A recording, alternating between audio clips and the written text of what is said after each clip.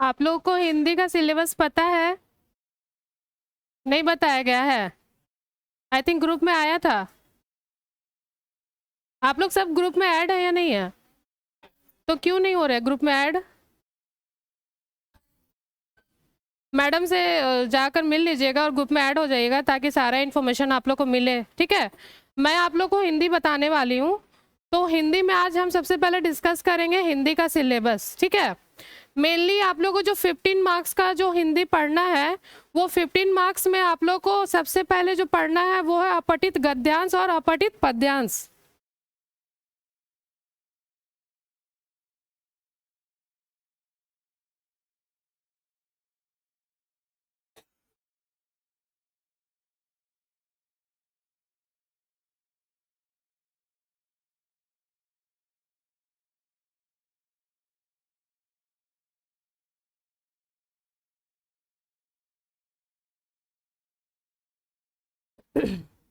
ये सब तो आप लोग जानते होंगे, अपठित गद्यांश और अपठित पद्यांश। अपठित मतलब जो पढ़े हुए नहीं है, यानी जो किसी आपका कहानी या किस्सा का हिस्सा नहीं होता है, आपके बुक से नहीं होता है, वो कहीं से भी एक पैसेज आपको उठाकर दिया जाता है और उसी से रिलेटेड आपको कुछ प्रश्न पूछे जाते हैं, ठीक है? गद्यांश यानी कहानी का हिस्सा और पद्यांश यानी कविता का हिस्सा। पद्य मतलब क्या होता है? कविता। तो जितना एक्चुअली वैसे तो कोई दिक्कत नहीं होना चाहिए क्योंकि ये आसान ही होता है, लेकिन गद्यांश इधर गद्यांश जो कहानी का हिस्सा होता है उसकी भाषा क्या होती है? उसकी भाषा क्या होती है? गद्यांश की भाषा मोस्टली क्या होती है? हिंदी की किताबें पढ़े हैं ना आप लोग? तो क्या रहती है भाषा? भाषा से तो वाकिफ है ना, हिंदी तो समझ रहे हैं। हिंदी में भी बहुत कुछ रहता है। खड़ी बोली रहती है, प्राकृत भाषा रहता है, मैथिली रहता है, ब्रज रहता है। तो मोस्टली हम लोग का जो हिंदी रहता है ना, वो खड़ी बोली में रहता है, जो कि आसानी से समझने योग्य होता है। उसमें हम लोग को बहुत ज़्यादा दिक्कत नहीं होता है। लेकिन पद्य जो होता है वो आप किसी किसी कवियों का देखिएगा कि कोई नॉर्मल भाषा शब्दों का प्रयोग करके लिखते हैं, कुछ कुछ ऐसे हैं जिसमें कि अलंकार आपको मिल जाएंगे, छंद मिल जाएंगे, तो बहुत सारा उस तरीके से उसमें डिफिकल्टी आती है। इसलिए हम लोग को जो गद्यांश है वो उतना ज़्यादा कठिन नहीं है। हम लोग को थोड़ा ध्यान देने का ज़रूरत है किसमें? पद्यांश में, क्योंकि उसको हम लोग को समझना पड़ेगा, उसका अर्थ लेना पड़ेगा, क्योंकि वो सीधी सीधी भाषा में नहीं लिखा रहता है। बट गद्यांश क्या है? वो सिंपल भाषा में लिखा हुआ, तो वो हम लोग को आसानी से समझ में आ जाता है।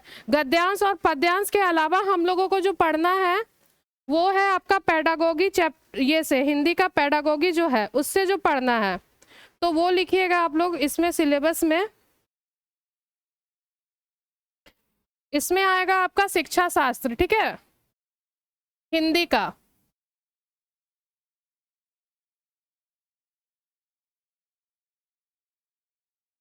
जिसके अंतर्गत आप लोगों को पढ़ना है अधिगम एवं अर्जन।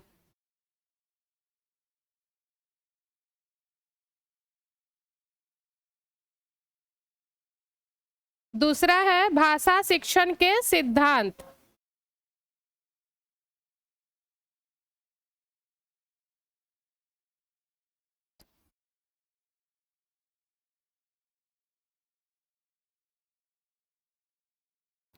तीसरा है भाषा के कार्य एवं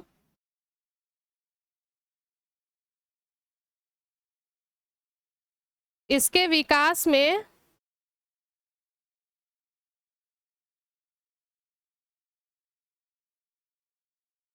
बोलने एवं सुनने की भूमिका।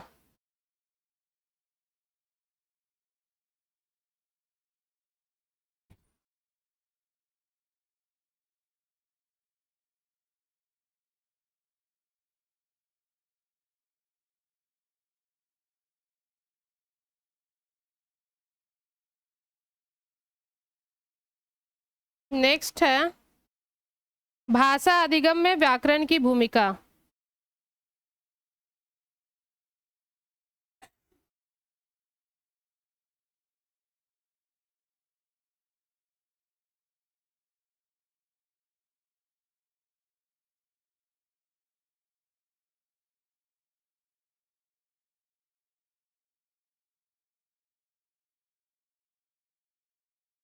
और लास्ट है,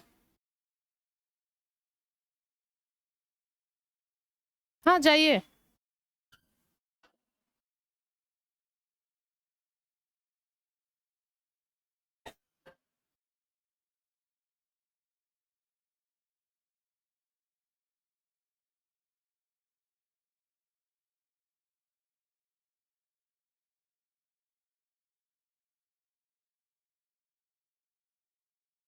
एक मिनट, हट जा रहे हैं।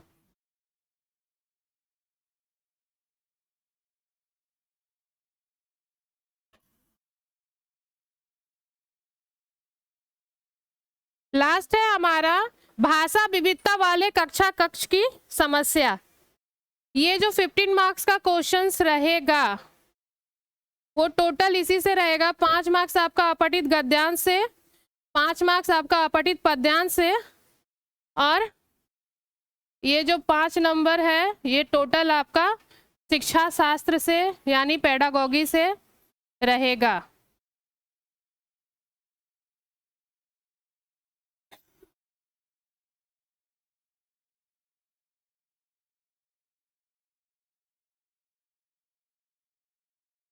इसको ये उठता भी है, कैसे उठता है?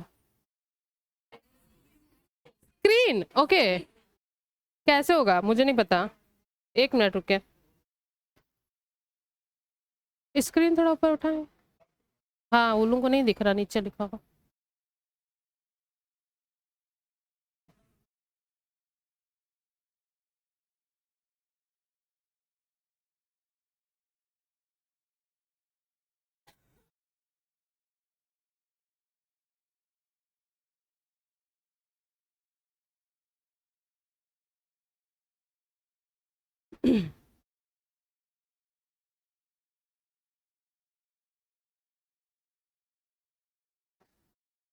कितने लोग इसमें हैं जो बीएड किए हुए हैं?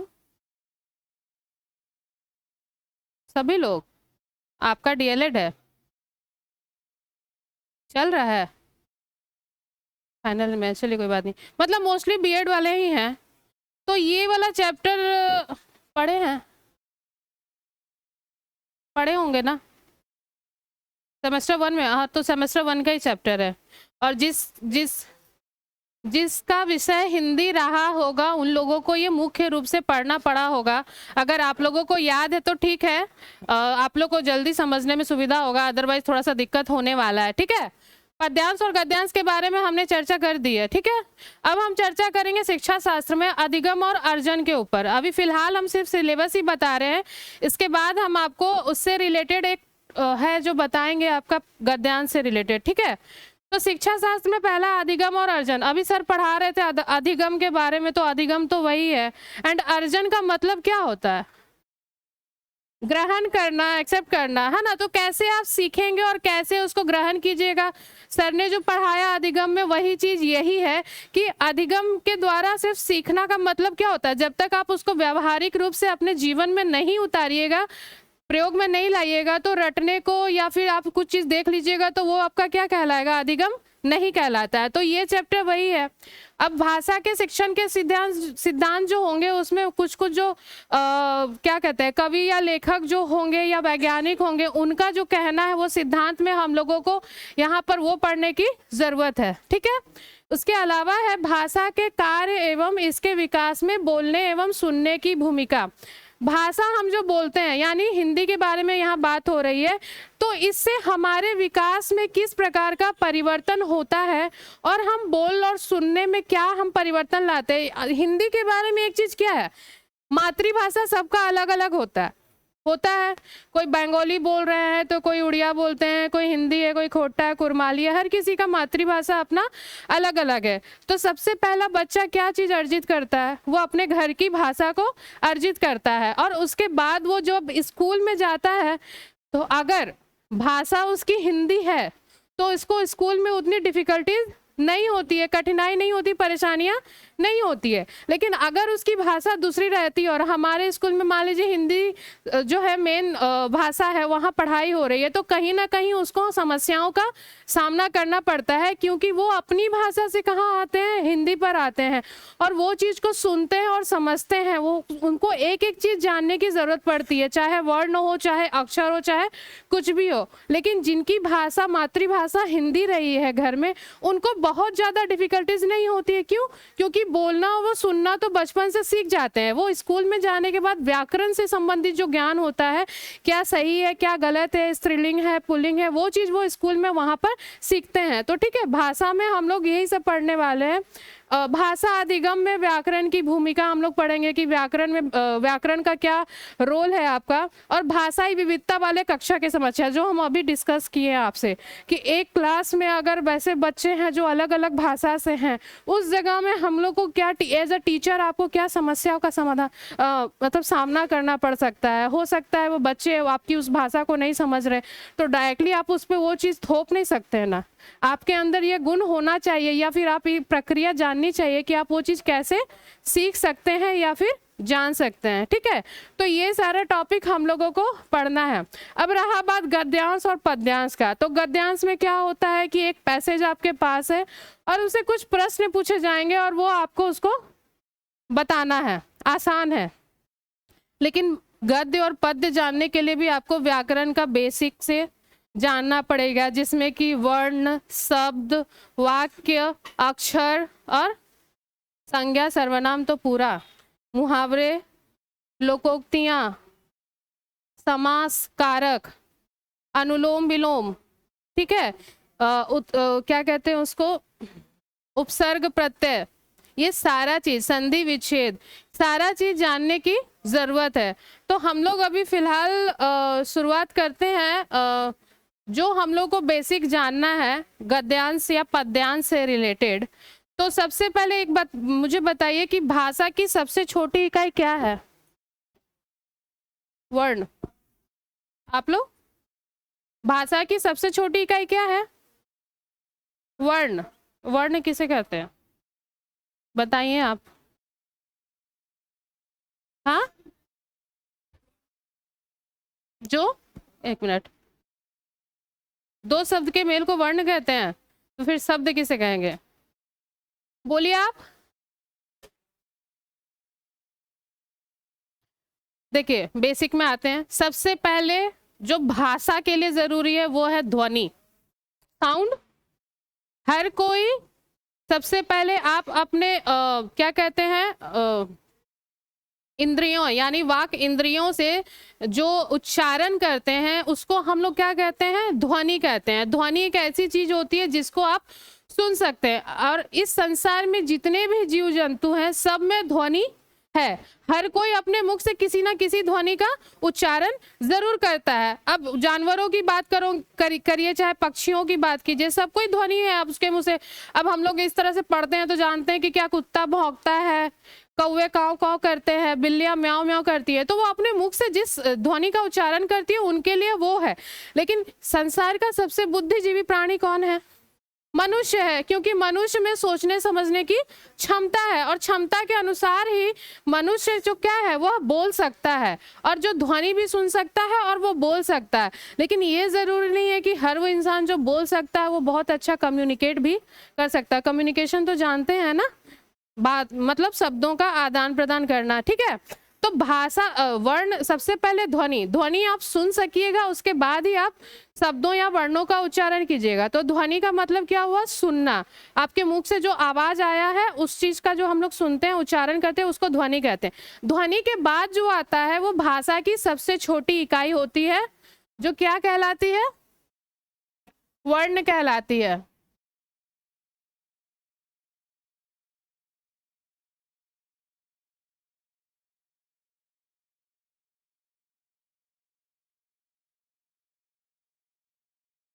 वर्ण, वर्ण के बारे में क्या कहा गया? वर्ण उस मूल ध्वनि को कहते हैं जिसके खंड या टुकड़े नहीं किए जाए। और यहाँ भी बात किया गया किसका? ध्वनि का। ऐसा साउंड जिसको आप तोड़ नहीं सकते हैं। अब इसके बारे में अगर वर्ण की परिभाषा लिखेंगे तो यही है कि वर्ण उस मूल ध्वनि को कहते हैं, वर्ण उस मूल ध्वनि को कहते हैं जिसके खंड या टुकड़े नहीं किए जा सकते।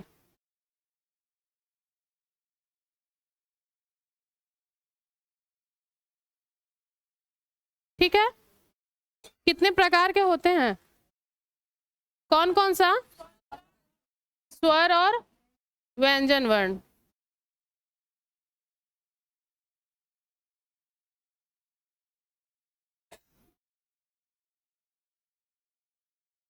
स्वर वर्ण किसे कहते हैं, कौन बताएगा?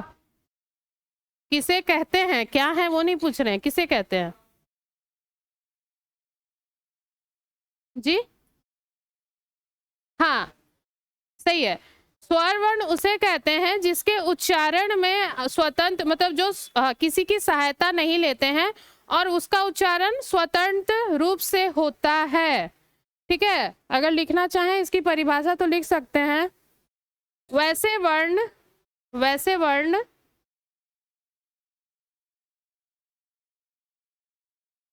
जिसका उच्चारण स्वतंत्र रूप से किया जाता है, स्वतंत्र रूप से किया जाता है, या जिसे उच्चारण करने में दूसरे वर्णों की सहायता नहीं ली जाती, उसे स्वर वर्ण कहते हैं।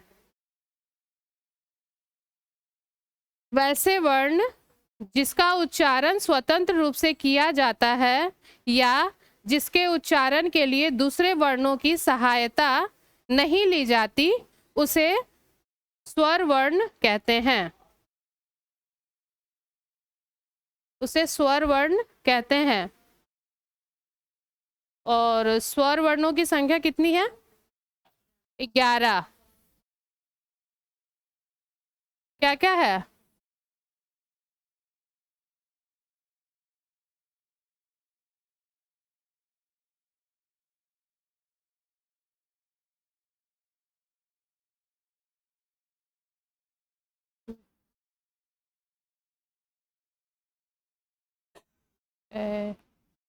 छूट गया क्या? ऊ होगा ना? ओ अंग अ। अच्छा 1 मिनट, अच्छा इसी में लिख लीजिए ना, ए ए ओ ओ।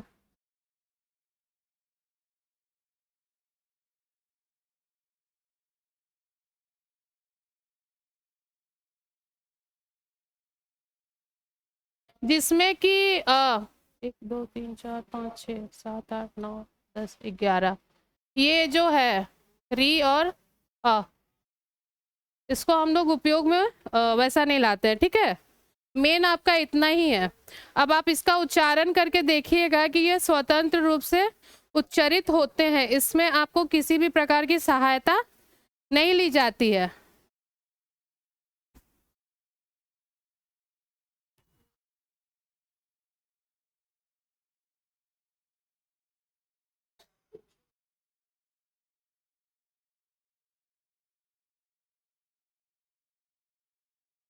व्यंजन वर्ण की परिभाषा क्या है? वैसे वर्ण जिनका उच्चारण स्वर वर्ण की सहायता से होता है,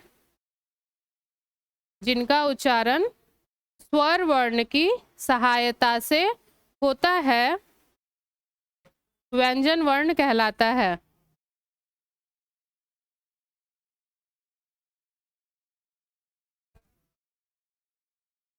हाँ, वैसे वर्ण जिनका उच्चारण स्वर वर्ण की सहायता से होता है, व्यंजन वर्ण कहलाते हैं।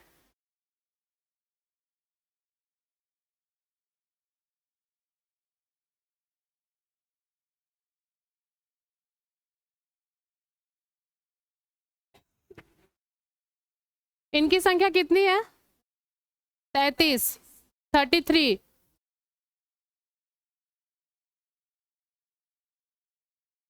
अब क्या क्या है व्यंजन वर्ण?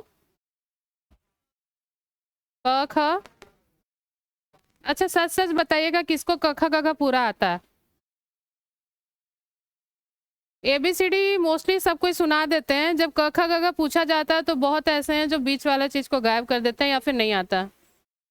आता है ना? आना चाहिए, हिंदी भाषा पढ़ रहे हैं तो आना चाहिए, बहुत ही बेसिक चीज है, जितना भी हो जानना जरूरी है। तो ये आप लोग खुद से लिख लीजिएगा क ख ग घ जो भी है, ठीक है। इसमें भी एक इम्पॉर्टेंट चीज क्या है, वर्णों का उच्चारण स्थान।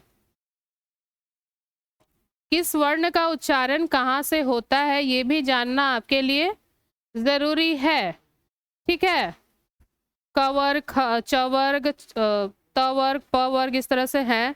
तो कंठ से, दांत से, ओष्ठ से, तालु से, दंत ओष्ठ से, और क्या होता है, इन सब स्थानों से इनका उच्चारण स्थान मतलब इनका उच्चारण होता है, ठीक है। ये सब हम पढ़ाएंगे नेक्स्ट क्लास में। अभी हम लोग इससे थोड़ा सा आगे बढ़ते हैं। वर्ण तो हम लोगों ने सीखा, ठीक है, सबसे छोटी इकाई है भाषा की। और ये क्या है आपका इसका दो प्रकार होता है, स्वर वर्ण और व्यंजन वर्ण। अब बताइए कि इसके बाद क्या होता है, इसके ऊपर क्या आता है वर्ण से आगे बढ़कर? शब्द। जो वर्णों के मिलने से बनता है उसे हम लोग क्या कहते हैं, शब्द कहते हैं। लिखिए, लिखिएगा तो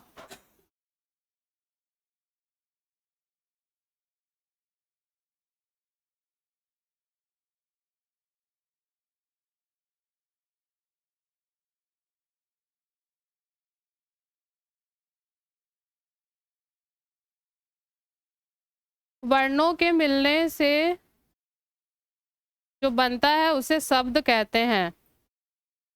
वर्णों के मिलने से या वर्णों के योग से जो बनता है उसे हम लोग शब्द कहते हैं।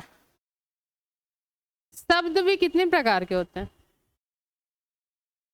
सबसे पहले बताइए दो प्रकार, कौन कौन सा? सार्थक और निरर्थक, ठीक है, मेन यही जानिए। सार्थक शब्द और दूसरा निरर्थक शब्द। ये तो बहुत इजी है। सार्थक मतलब जिसका कोई अर्थ हो, जिसका कोई मीनिंग निकलता हो। और निरर्थक शब्द वैसे होते हैं जिसका कोई अर्थ या मतलब नहीं निकलता है। तो एक बात जान लीजिए कि इस शब्द का कोई मतलब ही नहीं है तो इसका कोई उपयोग भी नहीं है, ठीक है। हालांकि शब्द ये कहलाएगा, ठीक है। अब जैसे वर्णों के मेल से जो बनता है उसको शब्द कहते हैं, ठीक है। तो वर्णों के मेल से क म ल क्या बना, कमल। तो कमल क्या है, शब्द है और इसका अर्थ है। कलम भी लिखोगे तो ये शब्द है और इसका कोई अर्थ है। लेकिन अगर हम यहाँ पर लिख लेते हैं क्या, आप कुछ बताओ उटपटांग सा। हाँ क्या, हाँ कुछ भी, मान लो ये लिखा, ये भी तीन वर्णों के योग से बना है बट इसका कोई अर्थ नहीं निकलता है तो इसका कोई वैल्यू नहीं है, इसका कोई मतलब नहीं है। हम लोग हिंदी भाषा या किसी भी भाषा में पढ़ोगे, लैंग्वेज पेपर में पढ़िएगा तो उसमें क्या है, वैसे शब्दों का ही प्रयोग होता है जिसका कोई अर्थ निकलता। छोटे छोटे बच्चों को देखे हो, जब वो बोलना सीखता है स्टार्टिंग में, धीरे धीरे जब उसे शब्दों की पहचान नहीं होती है लेकिन वो चाहता है कि वो उससे बात करे, सामने वाले से बोले, बात करे, लेकिन चूंकि उसको अक्षर या शब्दों का ज्ञान नहीं होता है तो वो कुछ भी बोलता है जिसका कोई मतलब भी नहीं होता है और इसका कोई अर्थ नहीं होता है, ठीक है। तो वो है निरर्थक शब्द जिसका कोई अर्थ नहीं होता। लेकिन उस जगह में आप ये चीज नहीं होता, उस जगह में आप बच्चों की भावनाओं को जरूर समझते हैं। अगर आप एक घर में रहते हैं और वो बच्चों को देख रहे हैं तो आपको पता होता है कि ये बच्चा क्या चाह रहा है या क्या कहना चाह रहा है, भले ही उसके शब्द निकले या नहीं निकले, ठीक है। तो सार्थक शब्द वही होता है जो आपका अर्थ दे। अब शब्द से बड़ा जो होता है वो होता है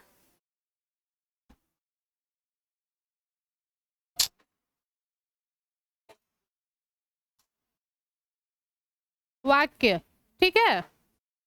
और वाक्य भी क्या कहलाता है, इसकी परिभाषा, सार्थक शब्दों के समूह को वाक्य कहते हैं।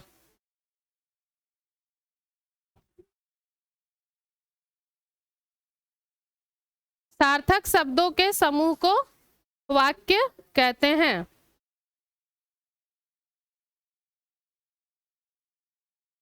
सार्थक शब्द समझ ही गए, जिसका कोई अर्थ निकल रहा है, वैसे शब्दों को अगर जोड़ा जाए तो वो वाक्य कहलाता है। जैसे मैं घर जाता हूँ, ठीक है,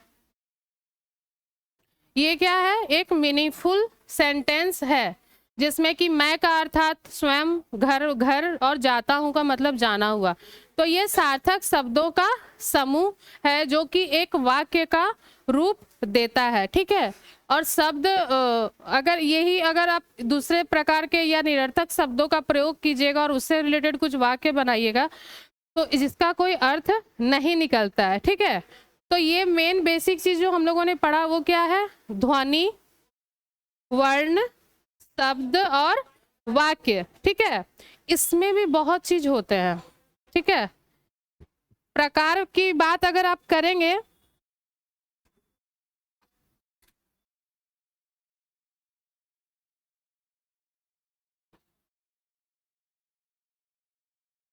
विकास या उद्गम की दृष्टि से, इस पे आते हैं हम लोग थोड़ा सा।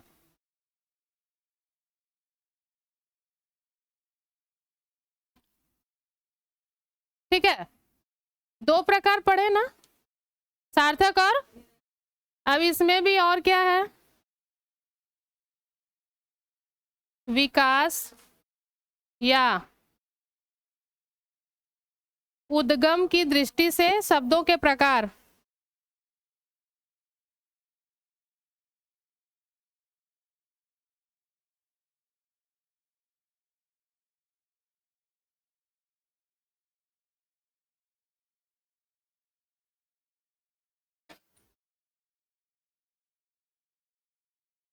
तीन होते हैं, पढ़े होंगे, सॉरी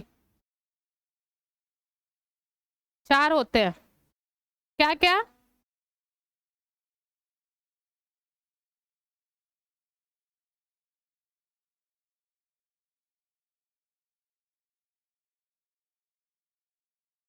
पढ़े हैं, तत्सम, तद्भव, देशज, विदेशज।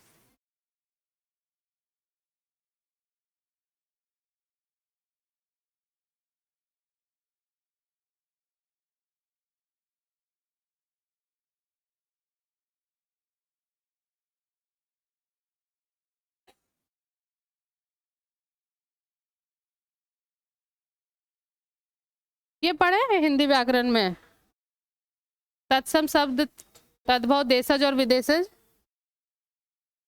पढ़े थे, भूल गए।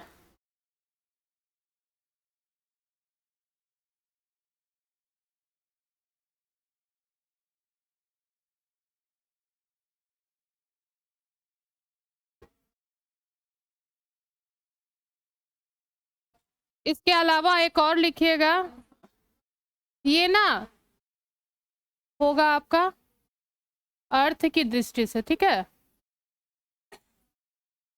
अर्थ की दृष्टि से दो होते हैं, सार्थक, निरर्थक।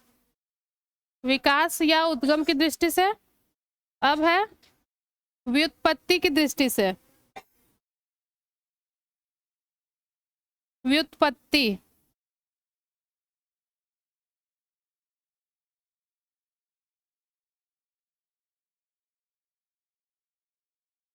ये 3 प्रकार है, रूढ़, यौगिक और योगरूढ़।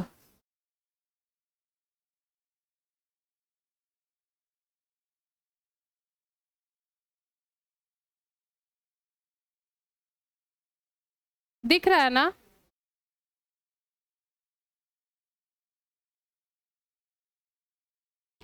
व्युत्पत्ति की दृष्टि से 3 प्रकार है, रूढ़, यौगिक और योगरूढ़।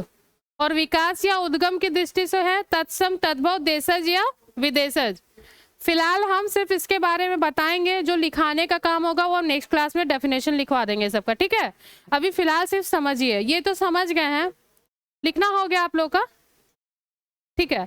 तो विकास की दृष्टि से जो शब्दों के प्रकार है वो 4 बताए गए हैं, तत्सम शब्द, तद्भव शब्द, देशज और विदेशज। तो तत्सम शब्द किसे कहते हैं? वैसे शब्द जो संस्कृत भाषा के शब्द हैं और उनको उसी रूप में हम लोग हिंदी में स्वीकार करते हैं या हिंदी में प्रयोग करते हैं, वैसे शब्दों को हम लोग क्या कहेंगे? तत्सम शब्द। मतलब जैसा प्रयोग, जैसे कुटीर, कुटिया, ये क्या है? संस्कृत के शब्द हैं, इसको हम लोग हिंदी में भी एज इट इज यूज करते हैं, ठीक है। तो वो क्या हुआ, वो संस्कृत का शब्द जैसे आप संस्कृत में यूज कर रहे हैं उसी प्रकार से उसी शब्द को उठाकर अगर आप हिंदी में यूज कर रहे हैं, प्रयोग में ला रहे हैं, तो उसी को हम लोग क्या कहेंगे? तत्सम शब्द कहते हैं। ये डेफिनेशन हम लिखवाएंगे नेक्स्ट क्लास में। तद्भव क्या है? तद्भव वैसे शब्दों को कहा जाता है जो संस्कृत के शब्द हैं लेकिन उससे टूटकर उसका प्रयोग हिंदी में किया जा रहा है, टूटकर। जैसे आंसू, आंसू शब्द हिंदी का है लेकिन ये आया है संस्कृत के शब्द अश्रु से, ठीक है। उसी प्रकार आम जो है वो हिंदी का शब्द है, संस्कृत में क्या कहा जाता है? आम्र कहा जाता है, ठीक है। तो हम लोग आम्र का प्रयोग नहीं करते हैं, ये संस्कृत का शब्द है, हम लोग प्रयोग किसका करते हैं? आम का। तो ये क्या कहलाया? तद्भव शब्द। दोनों में कोई डिफिकल्टी नहीं होनी चाहिए, सबसे इजी है यही कि संस्कृत का शब्द जो संस्कृत में प्रयोग में लाया जाता है उसी प्रकार से अगर हिंदी में प्रयोग में लाया गया तो वो तत्सम शब्द है। और तद्भव क्या है? संस्कृत के शब्द जिनको तोड़कर या अलग कर कर हम लोग हिंदी में प्रयोग करते हैं उसको हम लोग तद्भव शब्द कहते हैं। देशज तो सबसे इजी है, आपकी देसी भाषा में आप लोग जो भी यूज करते हैं उसको हम लोग देशज शब्द कहते हैं। जैसे लोटा, थाली, झोपड़ी, मकान, ये सब क्या है? ये सब देसी भाषा का शब्द है जो हमारे देश में ही उपयुक्त तो हुआ है और हम लोग उसी रूप में यहाँ पर प्रयोग करते हैं। तो देशज शब्द वो हुआ। और विदेशज तो वही है जो विदेशी भाषा से आया। और विदेशी में कुछ भी होता है, इंग्लिश का हो गया, अरबी भाषा हो गया, फ्रांसी भाषा हो गया, उर्दू भाषा हो गया, इन सब के शब्दों का प्रयोग होता है ना। जैसे एक शब्द, जैसे मान लो विदेशी भाषा में हम लोग ज़्यादातर चिकित्सालय नहीं कहते हैं, क्या कहते हैं? हॉस्पिटल। और वैसे भी चिकित्सालय भी करोगे तो ये तत्सम शब्द होगा, संस्कृत का शब्द है। हम लोग क्या कहते हैं? हॉस्पिटल। चेयर, टेबल, ज़्यादातर हम लोग इसी शब्द का प्रयोग करते हैं। तो ये क्या है? अंग्रेजी भाषा का शब्द है लेकिन प्रयोग किया जा रहा है किसमें? हिंदी भाषा में। तो है क्या ये? विदेशज भाषा, विदेशी भाषा का प्रयोग हम लोग कर रहे हैं हिंदी में। उसी प्रकार उर्दू के जैसे लफ्ज, दफ्तर, इजाजत, ये सब क्या है? दफ्तर, इजाजत, ये सब क्या है? उर्दू का शब्द है। और उर्दू का शब्द है और हम लोग इसको क्या है? हिंदी में प्रयोग कर रहे हैं। तो ये सब क्या है? ये सारा विदेशज भाषा हो गया, ठीक है। ये हो गया। अब है व्युत्पत्ति की दृष्टि से 3 प्रकार है, रूढ़, यौगिक और योग रूढ़। शब्द वही जो नॉर्मल सिंपल सा शब्द होता है, जो देसी भाषा का शब्द होता है जिसमें किसी प्रकार का क्या कहते हैं, जैसे कमल आप बोले तो ये क्या है? ये ना किसी के मिलने से भी नहीं बनता है और वो अकेला रहता है। वैसे शब्दों को हम लोग रूढ़ शब्द कहेंगे, ठीक है। अकेला रहता है जिसमें योग नहीं होता है, किसी के मिलने से नहीं बना है, वो क्या है? सिंपल अकेला। जैसे घर बोलोगे, नल बोलोगे, कमल बोलोगे, ये सब क्या है? ये सब आपका रूढ़ शब्द है। यौगिक और योग रूढ़ थोड़ा सा मिलता जुलता है, दोनों में दोनों का योग होता है। यौगिक शब्द भी मिलके बना है, योग रूढ़ शब्द भी मिलके बना। अंतर क्या है? यौगिक क्या है? ये इसको अलग अलग करेंगे तो क्या होगा? विद्या और आलय। अब क्या है? इसको अलग करने के बाद दोनों शब्दों का अर्थ निकलेगा, तब वो कहलाया यौगिक, ठीक है।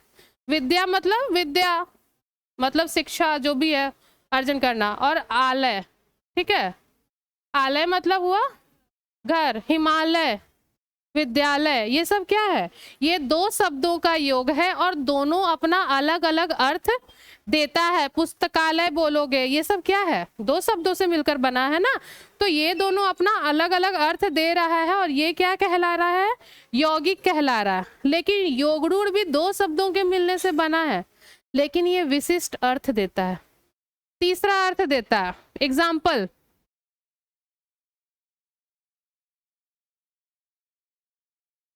लंबोदर, जिसका उदर लंबा है, दैट मीन्स किसके लिए हम लोग प्रयोग करते हैं? गणेश जी के लिए। गजानन, एकदंत, ये सब क्या है? ये भी दो शब्दों के मिलने से बना है, लेकिन ये क्या कर रहा है? विशिष्ट अर्थ प्रदान करता है। जैसे हम लोग रावण को दशानन कहते थे, तो दशानन क्या हुआ? योगरूढ़ हुआ। ठीक है, ये अलग अलग अर्थों को नहीं देकर एक विशिष्ट यानी एक नया अर्थ या किसी के लिए प्रयोग किया जाता है, उसको हम लोग क्या कहेंगे?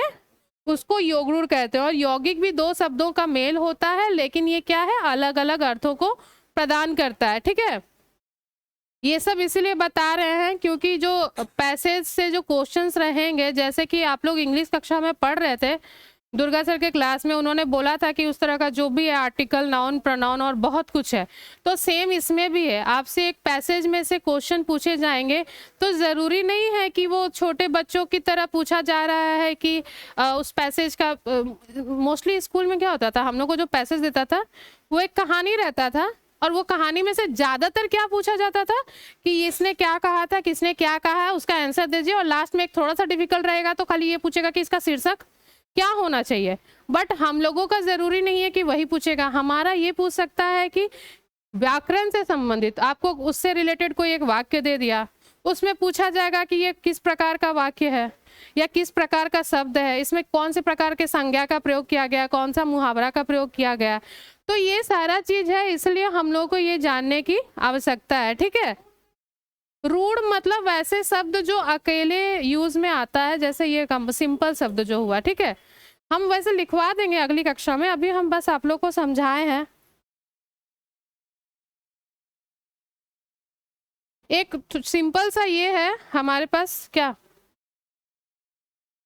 ये बहुत इजी है, और नहीं है क्या? हाँ, ये क्या है? एक बहुत ही छोटा सा पैसेज है हिंदी का, और इसमें ग्रामर नहीं है। आप पैसेज पढ़िएगा तो आपको दिख जाएगा, प्रश्न देख के पता चलता है क्या है हमारे देश में त्योहारों का क्या महत्व है। अब ये महत्व जो पूछा जा रहा है, इसमें ग्रामर का कोई मतलब नहीं है, आपको इस पैसेज से देखकर बताना है। ठीक है, दूसरा है धार्मिक दृष्टि से मनाए जाने वाले त्योहार क्या है। अब इसका आंसर तो पता ही होगा। ऑप्शन है बौद्ध पूर्णिमा, दशहरा, जन्माष्टमी या स्वतंत्रता दिवस। धार्मिक दृष्टि से दशहरा।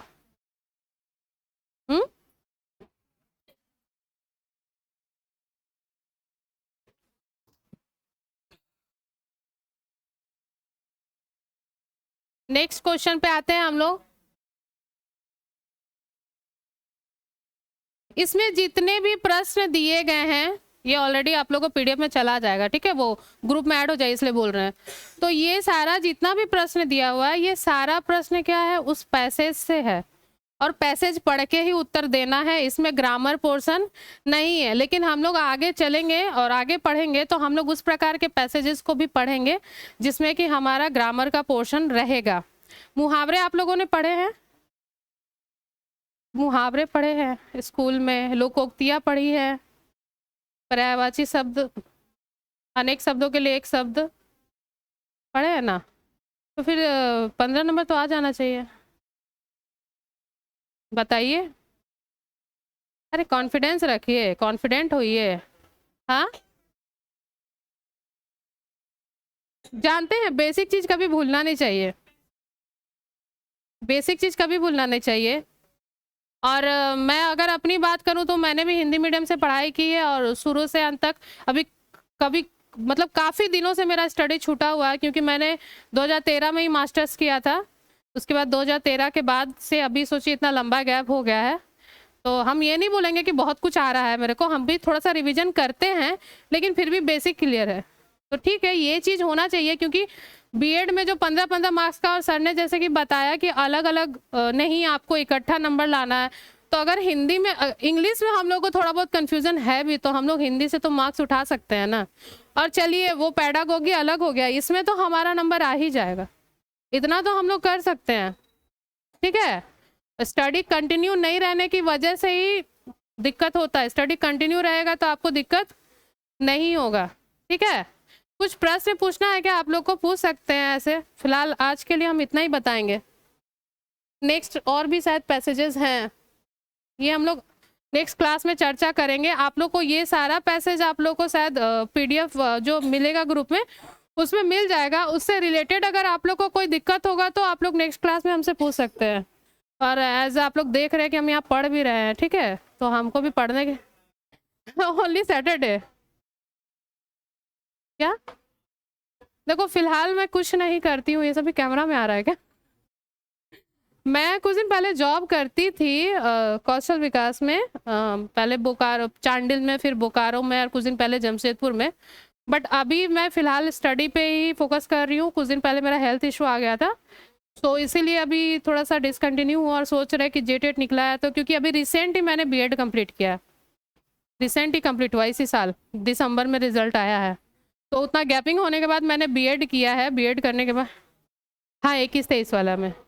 तो अब ये मिला भी है, चलो अच्छा है कि निकला, इतने साल बाद तो मौका मिल रहा है, तो हम भी चाहेंगे कि हमारा कुछ अच्छा ही हो, क्योंकि क्योंकि शुरू से एक विशेष रुचि रही है मुझे कि हिंदी में एक अपना, और शिक्षक मुझे शुरू से ही एक ये पेशा मुझे बहुत पसंद है, शुरू से, मतलब जब से होश में आए हैं समझे हैं कि हाँ क्या चीज़ है, तो ये पेशा मुझे बहुत अच्छा लगता है। तो मैं चाहती हूँ कि ये सारी चीज़ों में आगे बढ़ूँ, तो मेरे लिए और आप लोग के लिए भी अच्छा। और हाँ सर, जो बात कर रहे थे हिंदी का, जो स्टूडेंट ज़्यादा होगा तो वो भाषा वाला जो चैप्टर है वो भी हम ही बताएंगे आप लोग को, क्योंकि आप लोग के साथ साथ मेरा भी तैयारी हो जाएगा, है ना, जिसका हिंदी भाषा है ना उसका, उसके लिए। तो वो कब से होगा वो तो बाद में बताएंगे, फिलहाल ये क्लास हम आप लोग का सैटरडे सैटरडे लेंगे। गद्यांश पद्यांश के साथ साथ वो जो शिक्षा का है वो थोड़ा बहुत आप लोग को बताते।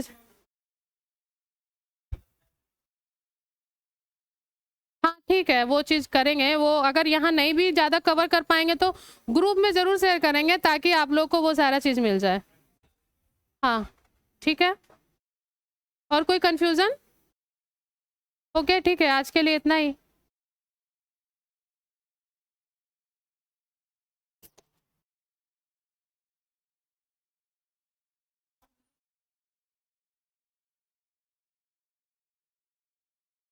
करो करो, कुछ नहीं किया।